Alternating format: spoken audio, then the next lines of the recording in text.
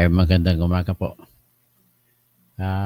Ang bago sa atin ngayon, may ipipresenta po ako sa inyo na ebidensya, litrato po, na magpapatunay na si Marine Sergeant Orly Regala Goteza na siyang nagsiwalat na siya ay nag-duty kay Saldico bilang security consultant ng Ako Bicol Party List or Ako Bukol Party List. Sa panahon na yon, na siya ay isa sa mga tumatanggap ng mga pera na dinadala 3 beses isang linggo sa bahay ni Saldico sa number 28, Ladybug Corner, Dragonfly Street, Valle Verde 6. Papunta sa isa pang bahay ni Saldico sa penthouse o 56th floor ng Shangri-La Hotel diyan sa Bonifacio Global. At mula dun sa Bonifacio Global ay yung ibang maleta ng pera iiwan doon sa Shangri-La, sa penthouse ni Saldico, at ang mas maraming parte ng maleta ay dadalhin sa bahay ni Romualdez. At ang 3 bahay ni Romualdez ay pinagdadalhan yan. Noong una, doon sa bahay niya sa may 42 McKinley Street, Forbes Park, Makati. Ang bahay niya ay nakatayo mismo sa gilid ng kalsada. Kung dadaan ka sa McKinley Road, galing sa Ayala Boulevard, Ayala Avenue ng Makati, papunta ka sa Port Bonifacio. Sa kaliwang banda siya pag pumunta ka doon sa Port Bonifacio noong araw. Kasi ngayon hindi mo na makilala yung Fort Bonifacio noong araw. Kasi kung medyo kasing edad mo ako, kabisado mong mukha ng Fort Bonifacio noong araw na wala pa yung mga ano dyan, mga Mega World. So ngayon, yung unang bahay ni Martin Romualdez pinagdalhan ay yung 42 McKinley Street. Tandaan nyo, 42 McKinley Street. Hanapin nyo sa Google Earth. Makikita nyo ang laki ng bahay.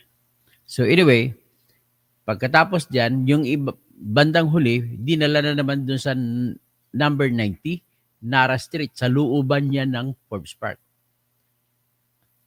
Yung 90 Nara Street na bahay, ay bahay po yan ni Michael Yang na tinuturo nila na drug lord na kaibigan ni dating Presidenteng Duterte. Pinagtataka ko kung sila ay kinukondina ng grupo ni Martin Romualdez na si Duterte ay drug lord at saka matinding ginawa sa mga tokhang. At bakit, ang tanong ko lang naman, bakit si Romualdez ang bumili ng bahay ni Michael Yang? Bakit? Pagkatapos, matandaan ninyo, nung kasagsagan na ng pugong bandang huli sa panahon ni Marcos, iniwan niya ni Duterte. Sa panahon ni Duterte, maraming mga pugo yan pumapasok. Isa na sa mga pugo na talagang enclave ng pugo, yan yung Island Cove sa Cavite. Mga Rimulya naman yan. 32 hectares yan, yung cove na yun. Or isla, kung sa Tagalog. Cove kung medyo English tawagin. Pero lahat dyan ay puro lahat mga pugo. At bakit pugo? Kung titingnan mo, nakaharap po siya sa Sangli Point, Cavite. Ibig sabihin, pwede bang sabihin na yung pugo ay ginagawa ng mga agent ng China para maniktik sa ating sa Sangli Point? Nandiyan, naglalanding din kuminsan mga American jet planes. So ngayon, magtataka ka sa Clark Air Base, may mga Amerikano doon. Bakit may pugo naman doon? Kasi may bangbang. Ang bangbang sa isang lugar na nakaharap din sa Clark. Although hindi siya sakop ng Clark. Although sakop siya ng Tarlac. Tapos sa kabila naman, dito sa Purak. Ang Purak naman, malapit-lapit din sa Clark Air Base. So, ibig sabihin, parang ginagawa ng China itong mga pugo na kanilang mga spy agents. So, kinikwento ko lang ito kasi dinidespise ng grupo ni Bongbong, lalo ni si Romualdez, yung si Duterte dahil sa Pogo. Pero may sarili pala silang Pogo. Gusto nila tanggalin yung Pogo na yon na tumubo sa panahon ni Duterte para agawin nila. Pero sa ngayon, ang mga Pogo na yun, ginawa na nila na, anong tawag doon, Nimi? Tawag doon ay Pigo. Kay Pogo, ang tawag niya Philippine Overseas. Ang Pigo, Philippine Internal. Pareho lang style. Ang ginagamit nila ngayon ng gaming, online gaming, yan yung Pogo nung araw. Yung online gaming ngayon. Ngayon, ang mas sikat na ngayon, mayroon pang anong Pigo ngayon, may mga tong-its pa.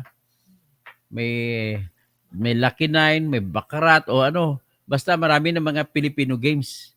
May bingo na nga eh. Yan ang Pigo ngayon. Ibig sabihin yung technology na gano'n, nagkakapitalize kasi yung ganong klaseng negosyo, kinakapitalize nila, or the better term yet is taking advantage of the vulnerabilities of the people. Kasi ang mga tao po ay lagi po silang, madali po silang, ano ba, sino ba yung tawag? Hindi kasi nag-ring eh. Ay, sandali lang. May istorbo lang eh.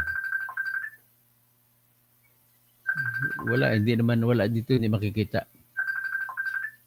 Yan ang problema kapag marami kang ginagamit sa device. Sandali lang. Naputol tuloy ang flow of thought ko.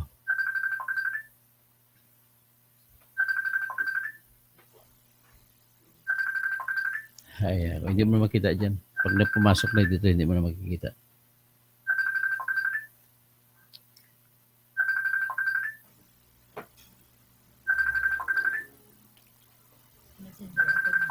Hindi, may bumabagal eh. Ay, kapatid ko tumawag. Huwag ka pong tumawag. Live ako.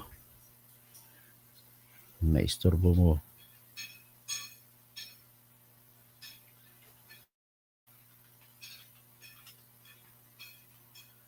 So, dito tayo, patuloy tayo. Tumawag lang yung kapatid ko galing Mindanao. So, anyway, ang puntos lang dito, inutos sila ni Romualdez, lahat ng mga basura ni Duterte, kinuha na nila. Ganun lang ako kasimple. Sila ni Remulla. So, magkasama silang sindikato ng grupo. So, ngayon, ito na ngayon. Nung sila na ngayon namumuno, natandaan nyo, pinagiba nila si Alice Go. Kasi, nagbibigay pa yon sa mga grupo ni Duterte. Gusto nila sila kukuha. Ang nangyari, talagang napasubo rin sila at nagsigaw na si Bongbong na Pogo is banned. Ano pang pagkasabi niya? Pogo is gone. Kaya nawala si Cassandra Leong, si Alice Go, yung Purak at saka nawala, yung pati yung sa Island Club, binigyan ng deadline. Pero ang tactic nila doon, ang original intention ni Romualdez, kukunin nila lahat ng Pogo sa kanila, sila na naman magano. Ginawa nila ngayon, actually ginawa nila dati ng parang gusto na palabasin ng mga outsourcing business. Gusto palabasin nila na dito lang naglalaro, tapos doon ang tayaan sa labas. Pero napilitan din sila ngayon sa ngayon online gaming na pinapalabas nila. Di ba nagiging endorser pa nga si Vice Ganda dyan? Dami naging endorser dyan at daming mga vlogger naging endorser na tanggalan ng Meta, ng access dahil sa ganun, sa sugal-sugal. Ito na ngayon. Flood control ang pinalit nila sa sindikato nila. So ngayon, mahuli na sila, ito na ngayon, nagkahulihan na. Ang utak po niyan ay tatlong utak niyan. Pero sabi ni Saldico, hindi daw sa mastermind yan. Ang mastermind ay si Romualdez at saka si BBM. Pero siyempre, yun yung architect nila. Kumbaga, yan yung genius nila. Yun ang tagagawa nila ng diskarte. Kaya, ang lahat ng mga pondo para sa CHED na 30 billion, tinanggal. Ang pondo para sa 12 billion na laptop ng Department of Education, tinanggal. Tapos ang pondo sa senior citizen na 5 billion para sana sa pension ng mga senior citizens. Kasama na sana ako diyan kasi senior citizen ako. Tinanggal. Ang daming tinanggal. Tapos saan kinuha? Kasi ang tinanggal nila na pangpunduhan, ang pera na nakaukol doon ay gagamitin nila, nilagay nila lahat ang pundo sa flood control projects na 421 billion pesos at saka yung iba nilagay sa AKAP at ayuda na AX kasi gagamitin nila sa mga eleksyon. Salamat naman hindi sila lahat nananaig. Kasi pagdating naman sa eleksyon, hindi nakuha ng alyansa ang buong boto para sa linya ng senador. Bagkus, mas nanaig ang grupong Duterte sa pagdating sa mga senador at dinagdag lang itong dalawa, si Bam Aquino at si Kiko. Yan po ang nangyari. So ngayon, ito na ngayon. Nagkahulihan na ngayon kasi unang-una kapag peke ang iyong flood control project, tutuklapin yan ng baha. O ngayon, ang malas nila, nakialam na yung Panginoon kung sabi pa ng mga Muslim, Allah the merciful, Allah the great, Allahu Akbar. Kaya nung dumating si Allah o Diyos, nagpadala ng 3 bagyo. Bagyong Krising, bagyong Dante, at bagyong Imong. Sunod-sunod ang baha, tuklap ang lahat ng flood control projects. Patay. Yun, mga substandard. Ang kabilya, kung akong engineer magde-design dyan, dapat ang kapal niyan ay 1-inch thick. Ang tawag niyan, 25 mm na bakal. Kung ako magdidisenyo niyan. Isa kanila ang dinidisenyo 9 mm. Kasi kapal ng munggol na lapis ang kabilya nila. Ang layo, ilang munggol bang 1 inch? So mga halos 3 munggol. So ganun ang nangyari ngayon. Tapos nakabistuhan na hanggat sa dumating ang araw na tumistigo ang isang matalinhagang tao, isang nagngangalang Orly Regala Guteza na isang tubong sa Riaya, Quezon Province. Isang marin. At pinagmamayabang ng lahat ng mga marin na kilalang marin, lalo na si Medal of Valor awardee na si Colonel Kerubin. Pinagmamayabang niya marin. Sabi niya, never once in my life that I have been so prouder of the Marines than today na nagtistigo si Gutesa. Kaya hinikayat ng ibang marin na mga naging gwardya lumabas na rin at para isiwalat ang mga basura ng bayan. True enough, marin yan. Ang investment ng bansa sa pamag-train sa bawat isang marin, 2 million pesos po ang gastos ng pamahalaan para matrain lang sila. Tapos gagawitin mo ng basurero. Klase. Bakit basurero? Tawag ni Sergeant Gutesa sa pera na nakalagay na 48 million sa isang maleta, basura. So ginawa niyo basurero yung mga marin at saka mga staff sa PNP. At saka mga member din ng Philippine National Police Protection Unit ay mga staff din yan, mga highly trained din yan. Gumastos din ng Pilipinas ng tag 2 milyon sa pagtitraining sa kanila. Ganun po pag elite forces, kasi equivalent po ng mga elite forces, mga scout ranger. Pag tinrain mo, sa bawat isang scout ranger, papatayan ng 70 bago mo sila mapatay isa. Ganun po ang training ng mga yan. So ngayon, ginawa mong basurero, pagkatapos nagkwento siya na nung siya'y nanilbihan bilang security consultant ni Saldico sa Ako Bicol Party List, Ako Bicol Party List, ay tumatanggap siya ng 3 delivery ng mga maleta, hindi bababa sa 15 maleta na pera na ang bawat maleta ay naglalaman ng 48 million pesos. Tinatanggap niya kung saan-saan kani-kanino. Yun ay yung tinatag namin na iniintriga o binibigay siya bilang tawag niya, hatag kay Saldico. Si Saldico naman, pagtanggap naman, ang mas maraming bahagi ay binibigay, hinahatid doon sa bahay ni Martin Romualdez. Sabi ko nga kanina, yung unang pagbigay doon sa 42 McKinley Street. Pangalawang bigay doon sa 90 Nara Street sa Forbes Park, Makati. Bahay ni Michael Yang yun. Ang pangatlo, itong matindi. Doon na sa katabi ng Malacanang, sa anong pangalan ng mga street na yon? Arluego o Aguido Street. Diyan katabi ng Malacanang. Ibig sabihin lumapit na kay Bongbong para hindi na mahirapan na maghatid. Na kunwari na lang merong maleta na galing sa airport pero pera ang laman. Papunta na kay Bongbong. So in other words, ito po yung mga ebidensya na magpapatunay, na tutulong sa pagpapatunay na si Bongbong ay kasama sa sindikato ng flood control projects. Pangalawang ebidensya na magpapatunay na kasama si Bongbong ay ang katotohanan na binastos nila yung 2025 na General Appropriations Act na budget. Pinuno nila ng 421 na flood control projects. Tapos, ang i-dinisapprove ni Bongbong ay 29 billion lamang. Bakit? Hindi mo dinisapprove ang lahat kung hindi ka dyan kasama. Yan ang katibayan, dagdag katibayan na kasama ka dyan, Bongbong. Huwag ka na magmaang-maangan. Ngayon, ang nangyari ngayon ay kini-question ngayon nung patapos tumestigo si Sergeant Gutesa ay diniscredit nila. Nagpalabas ngayon yung abogada na nagnotaryo sa affidavit ni Gutesa at sinabi peke daw peke daw yung notaryo. Aba, ito ngayon nakakita ko kahapon, siniwalat ko.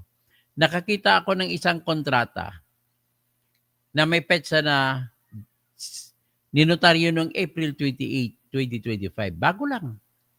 At ang kontratang yun sa gitna ng anak ni Lito Lapid na si Mark Tadeo Lapid at saka kontraktor para sa isang proyekto doon sa Santiago City, Isabela Province. Malaki. 49 million. Malaki. Para yun sa mga tourism sites. So, ibig sabihin, pag nang nakita kong notaryo nun, kapariha ang perma ni Atty. Pichi Rose Espera kumpara sa perma ni Atty. Pichi Rose Espera doon sa affidavit ni Sergeant Gutesa. Ibig sabihin, hindi nagsisinungaling si Sergeant Gutesa. Yan ang unang ebidensya. Yung pangalawang ebidensya may pakita ko ay siyempre, ito nga ipapakita ko, yung si Attorney Romy Macalintal. Si Attorney Romy Macalintal ay nagsampa ng motion sa Supreme Court na usisain mo na yung verification ng mga barangay officials na nagsampa ng objection sa kanyang petition. Kasi ang kanilang verification ay si Attorney Pichi Rose Espera din ang pumirma. At nakita ni Attorney Macalintal ang perma ni Attorney Pichi Rose ay kaparehas din ang perma na makikita mo sa perma ni Attorney Pichi Rose Espera doon sa affidavit ni Sergeant Gutesa. So, yan ang pangalawang ebidensya ko. Ngayon, may pangatlong ebidensya ako at ipapakita ko sa inyo ngayon ang pangatlong ebidensya. Ano yun? Ito yun. Magkasama sa isang litrato na kung saan makikita mo si Martin Romualdez ay namimigay ng sobre na may lamang pera sa mga tao. Kasama niya si Saldico at sa kabila nagbabantay si Sergeant Gutesa. So, ibig sabihin, booking si Tambaloslos. Sabi mo, hindi mo kilala si Sergeant Gutesa. Ito pala, kasama mo nga pala namimigay ka ng pera eh. O, tingnan ninyo.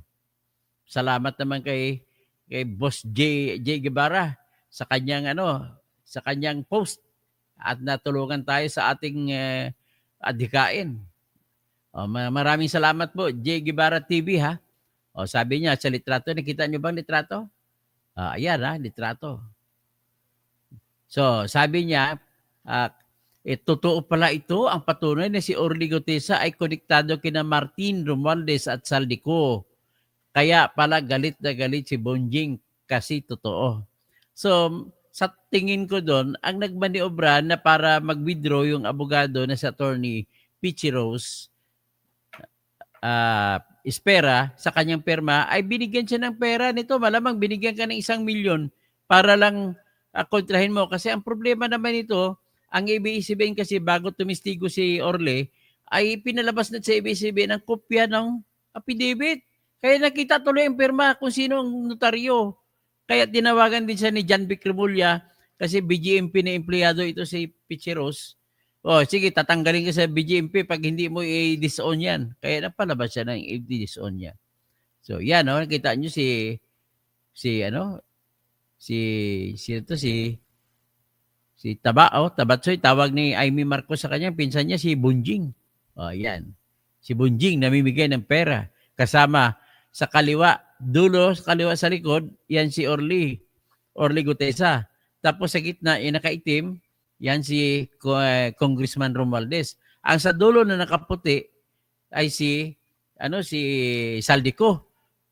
Talaga pala silang sindikato, no? Alam mo may sindikato? May sindikato na tinatawag ni Paul McCartney na Ebony and Ivory. Ang piano, Ebony tsaka Ivory. Ang Ivory, yan yung puti. Yung Ebony, yung itim. Di ba yung piano, itim tsaka puti?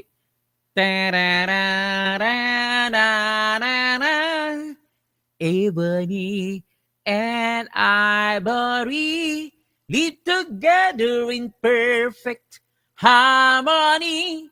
Side by side to my piano, keyboard, oh Lord, why don't we? O yan, ang itim, kasi nakaitim si Martin Romualdez, kasi itim ang budi niya. So, siya yung Ebony. Ang Ivory, si Saldico, puti. Pero iyan ang pakuno-kuno anghel na puti, pero hindi naman anghel. So, yan ang pangatlong ebidensya ko ngayon na magkakilala pala talaga si Saldico, si Congressman Romualdez, at saka si Orly Gutesa. So yan. First yung una kong ebidensya, sabi ko, ay yung perma, no? Na nakita ko sa internet na perma sa kontrata. Sa kontrata doon, makikita mo, ay pumipirma ang perma ni Picheros Espera doon bilang notaryo publiko sa kontrata ay kapareho ng perma niya doon sa perma niya sa notaryo kay Orly Gutesa. O ito, papakita ko sa inyo.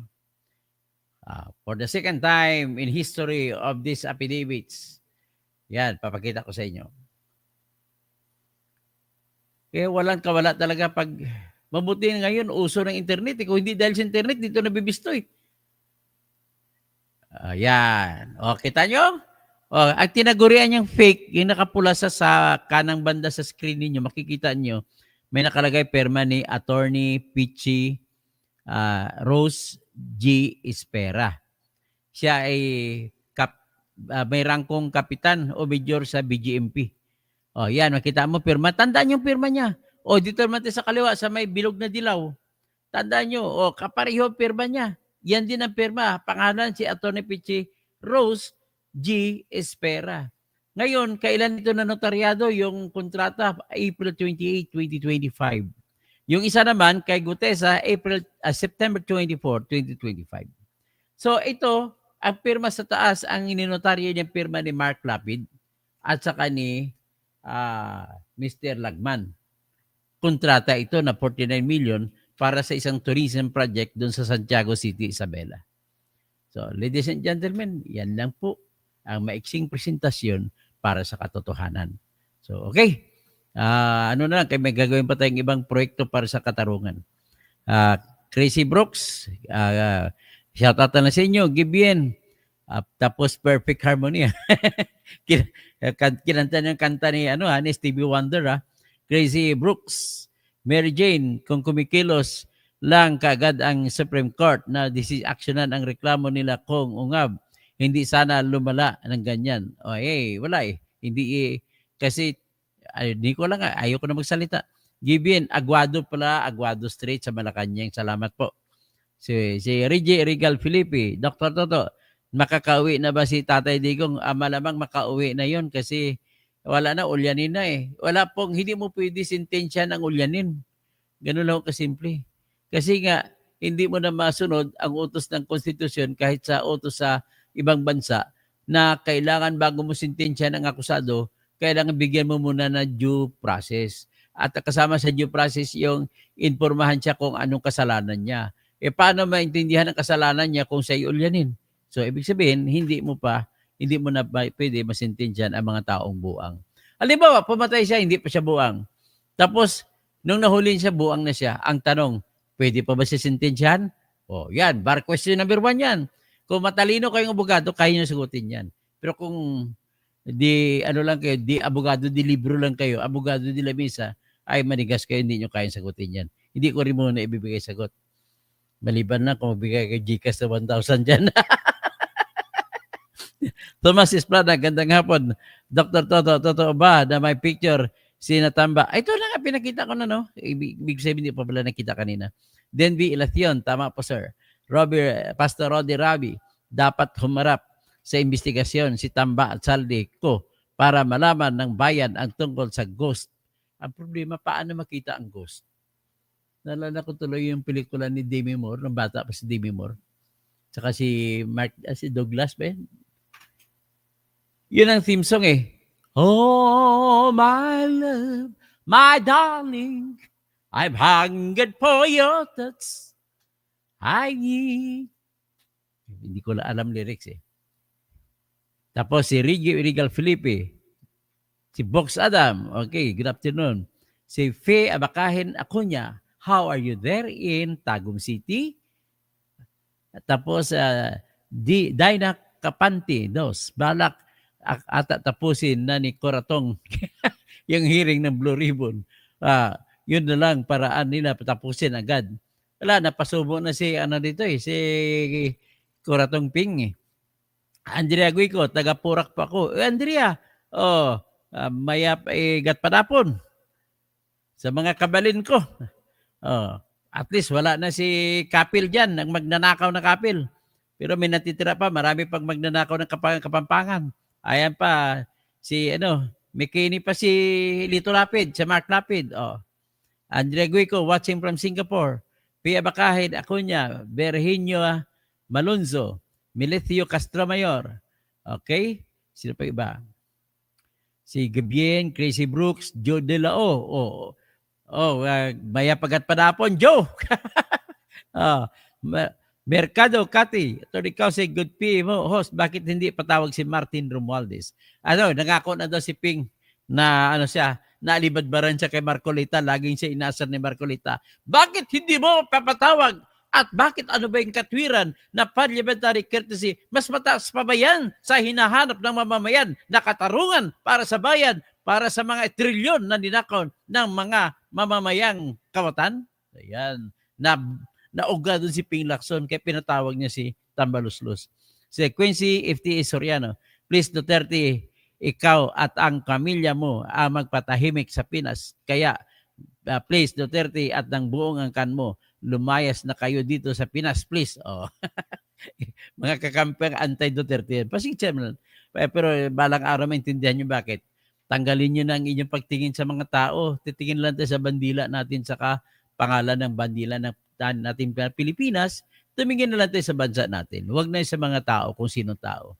Lucila Daliva, dapat kayo ay tumistigo po para mas maliwanag po ba?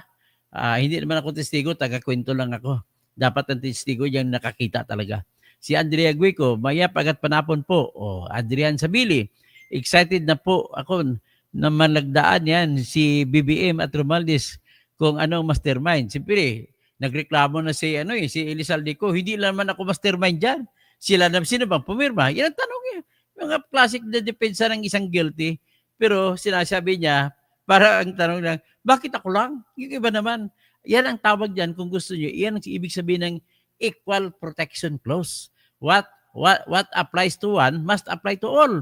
Kung apply sa kanya ay kasong plunder, dapat kasong plunder din sa iba na kasama niya. Ganun po ibig sabihin niya. So magandang hapon po at naway i-share rito na marami at ilalike ninyo at yan lang ang inspirasyon naming mga content creator para magpatuloy, magsisiwalat para sa bayan. At siyempre para dumami ang ating channel, memberships o di kaya subscriptions, kasi kung umabot ng subscription ko mga 10 million, nako, pwede na ko mananalo niyan sa pagiging presidente, tatakbo akong presidente para for once and for all at ako lamang ang makapagbibigay ng tamang pagbabago sa Pilipinas dahil gagawin ko ang mga huwes sa lahat ng korte ang magbibigay ng husga ay mga tao na kinuha sa kani-kanyang bayan natin. Okay? Pati mga ombudsman magdesisyon, tao rin na kinuha sa kani-kanyang probinsya at kani-kanyang siyudad natin. Magandang hapon po. Mainaimbag nga malim. Mga kabsat ko, maray na hapon sa mga Bicolano. Mayong hapon, maupay nga kulop sa mga waray-waray. Maayong hapon sa inyong tanan. Mayad nga hapon sa mga kraya.